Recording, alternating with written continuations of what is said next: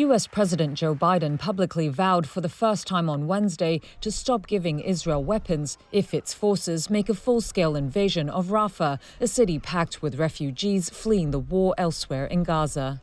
In an interview with CNN, Biden said, quote, "I made it clear that if they go into Rafah, I'm not supplying the weapons."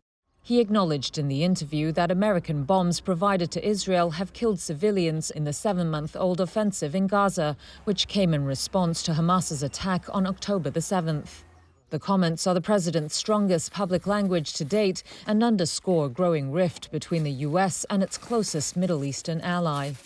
The interview was aired hours after Defense Secretary Lloyd Austin confirmed to the Senate that the U.S. had at least temporarily paused a planned delivery of thousands of heavy bombs, and that Biden made the decision to hold on the weapons over concerns for Rafah.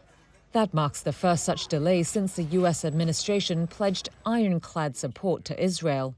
You have to protect the people, the civilians in the battle space. Otherwise, you create more terrorists going forward. The United States is by far Israel's biggest supplier of weapons, with Congress last month approving $26 billion in extra funding for the country.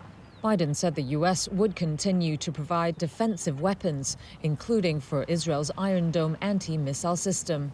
But referring to civilian casualties, he added, "It's just wrong. We're not going to supply the weapons and artillery shells." The president is under growing pressure at home over American support for Israel as he runs for re-election this year.